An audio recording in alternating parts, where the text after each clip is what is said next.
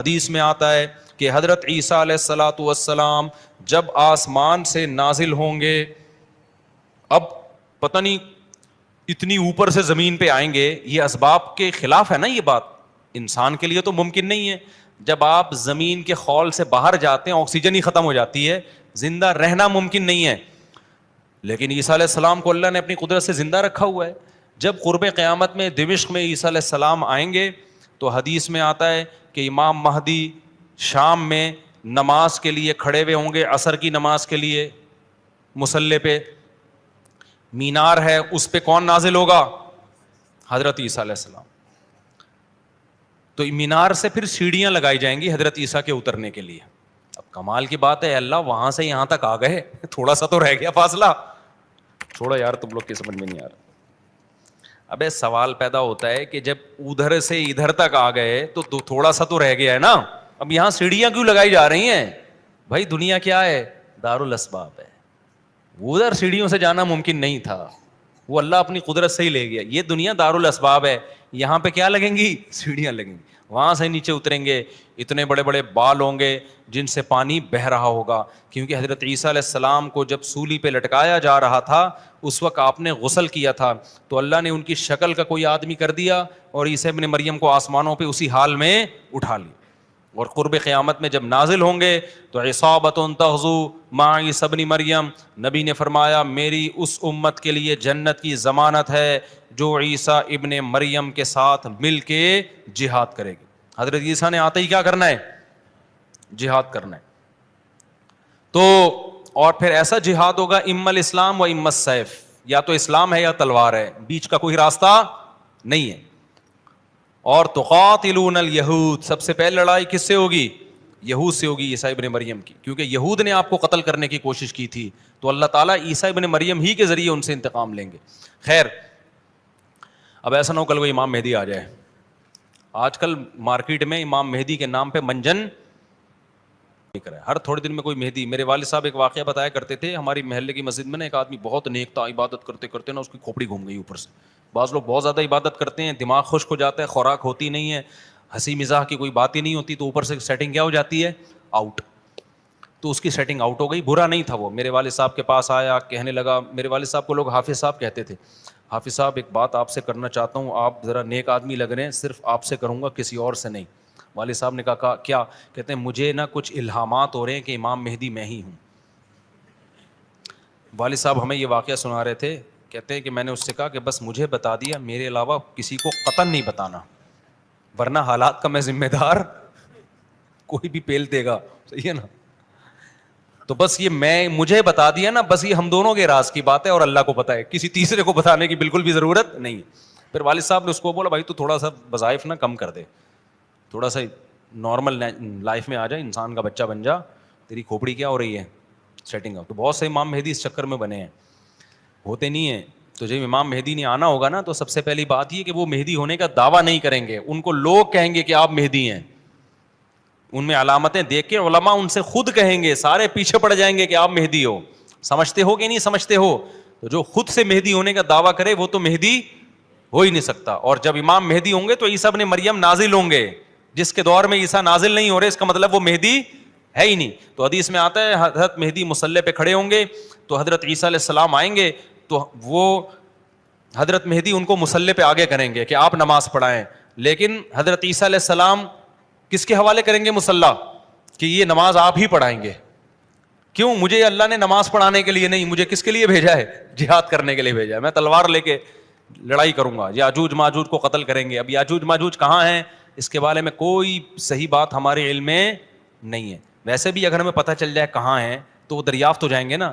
اور قرآن کہتا ہے قرب قیامت سے پہلے وہ دریافت بولو نہیں ہو سکتے. تو اللہ نے چھپا دیا ہے ان کو. جب چھپا دیا ہے تو چھپایا ہے اس لیے کہ پہلے نہ پتہ چلے کدھر ہے.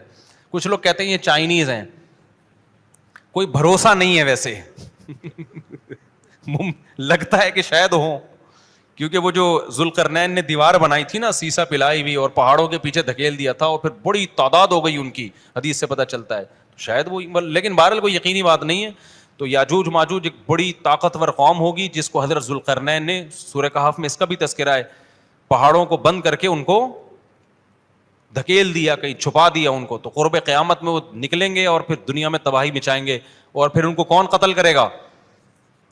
حضرت عیسیٰ علیہ السلام. تو وہ ابھی نہیں نکلیں گے, جب نکلیں گے تو ان کا ابھی دریافت بھی نہیں ہو سکتے وہ. باقی وہ کچھ کہتے ہیں مریخ میں, کچھ کہتے ہیں کہاں ہیں, ہمیں نہیں پتہ کہاں ہیں. بہرحال بظاہر تو لگتا ہے زمین میں ہی ہے, کیونکہ ذوالقرنین جو گئے تھے مشرق اور مغرب شمال جنوب کا انہوں نے سفر کیا, اسی زمین میں کیا تھا سفر. تو واللہ اعلم. ہمیں بس اجمالی طور پر ان چیزوں پہ ایمان لانا ضروری ہے. ان کی ڈیٹیل ہمیں بتائی نہیں گئی ہے تو ہمیں ڈیٹیل میں جانے کی اجازت نہیں ہے. باقی قیاس آرائیاں ہوتی ہیں, صحیح بھی ہو سکتی ہیں, غلط بھی ہو سکتی ہیں.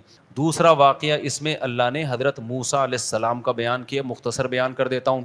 صحیح بخاری میں ہے کہ بنی اسرائیل نے حضرت موسیٰ علیہ السلام سے پوچھا کہ اس وقت دنیا میں سب سے بڑا عالم کون ہے؟ موسیٰ علیہ السلام نے فرمایا میں. کون ہے؟ میں. بات بالکل صحیح تھی, لیکن اللہ کو یہ انداز پسند نہیں آیا, کیونکہ اللہ کو انسان میں پسند نہیں ہے کہ میں یہ ہوں, میں یوں. بال ہوگا نا تکبر سے دماغ خراب ہو جاتا ہے, میں کر کے, میں نے یہ کیا تو میں نے یہ کیا. کھوپڑی ان کی اوپر کی کیا ہو جاتی ہے.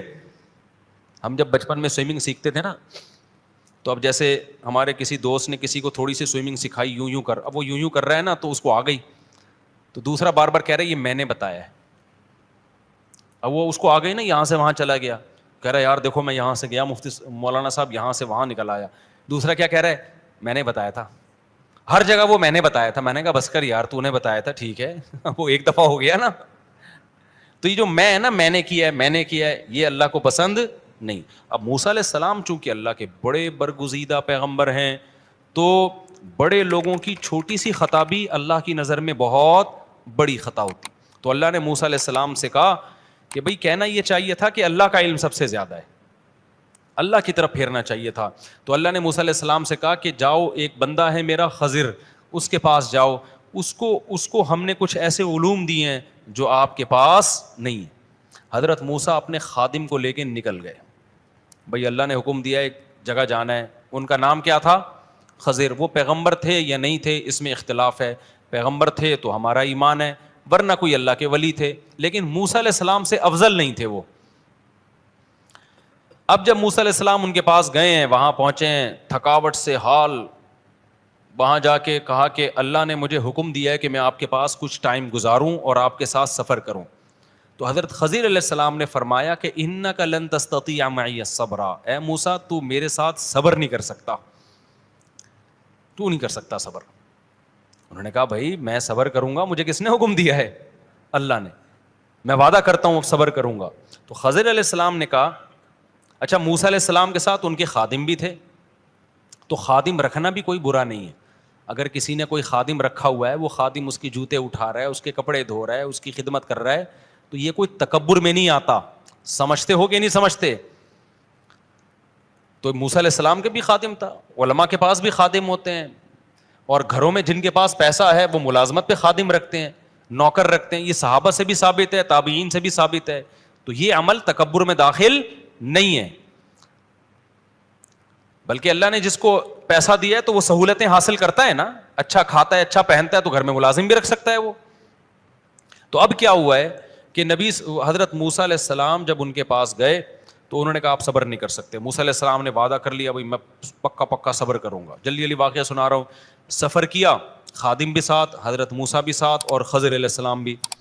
کشتی میں بیٹھے, جب کشتی سے اترنے لگے تو حضرت خضر نے اس کشتی کا پھٹا پھاڑ دیا, اس کو عیب دار بنا دیا.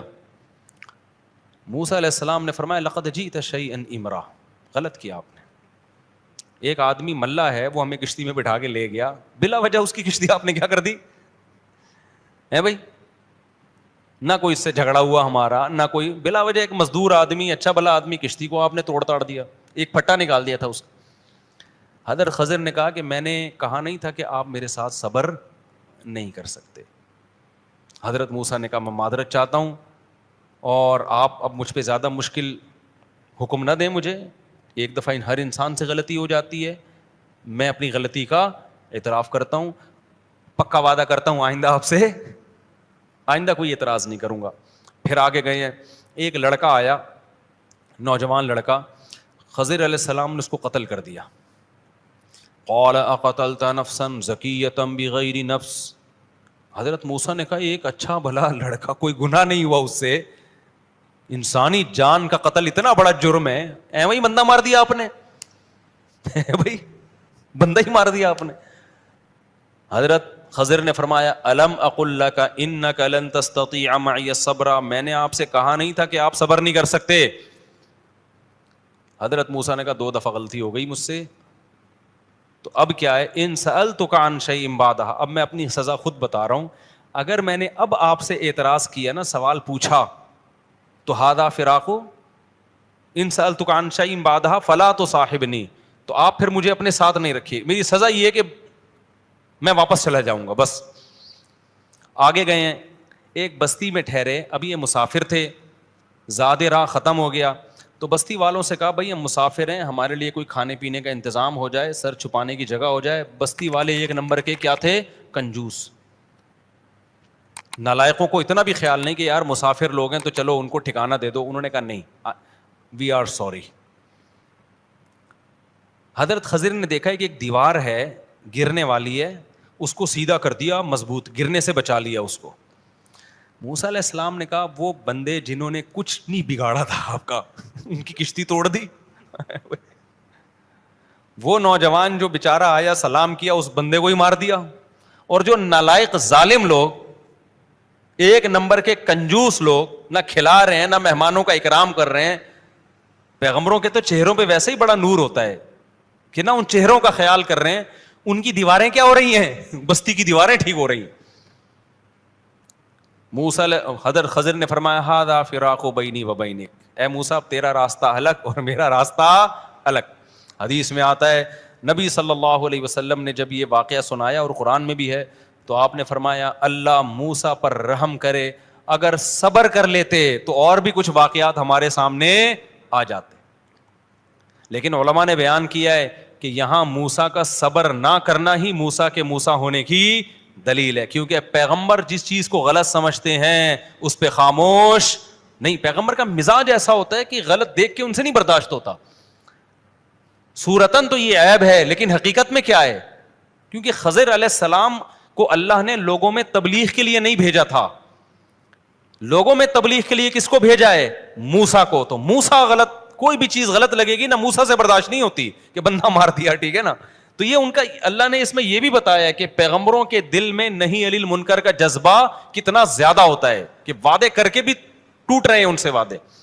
پھر وہ خضر علیہ السلام نے بتایا کہ جو پہلے کشتی تھی نا جس کو میں نے توڑ دیا, تو اللہ نے مجھے یہ بات بتائی تھی. اللہ بعض دفعہ کسی پہ وحی کر دیتے ہیں, بتا دیتے ہیں. یہ بتایا تھا کہ آگے ایک بادشاہ ہے جو عیب دار کشتیوں کو چھوڑ دیتا ہے اور صحیح کشتیوں پہ قبضہ کر لیتا ہے. تو میں نے اس کشتی کو عیب دار بنا دیا. یہ ایک پھٹے کا نقصان, چھوٹا نقصان ہے. اگر میں اس کو عیب دار نہ بناتا, آگے بادشاہ نے اس ملاح کی کشتی پہ قبضہ کر لینا, تو وہ بڑا نقصان تھا. تو میں نے بڑے نقصان سے بچانے کے لیے کیا کر دیا, چھوٹا نقصان. دوسرا یہ کہ وہ جو نوجوان آیا جس کو میں نے قتل کر دیا, وہ اتنا نیک تمہیں لگ رہا ہے, وہ نیک ہے نہیں. اس نے اپنے بڑے ہونے کے بعد, اللہ نے کے علم میں یہ بات تھی, اللہ نے مجھے وحی کر کے بتایا کہ یہ بڑے ہونے کے بعد اپنے ماں باپ کو بے انتہا ستاتا. ایسے بھی نافرمان اولادیں ہیں جنہوں نے اپنے ماں باپ کو قتل کیا ہے, تو اللہ نے حکم دیا کہ اس کو قتل کر دو, اور پھر اللہ اس کے بدلے میں ان کو نیک صالح اولاد دے گا. اس کے بدلے میں اللہ کیا دے گا ان کو, نیک صالح اولاد. اب میں اس میں سبق کیا ملتا ہے یہ میں آخر میں بتاتا ہوں.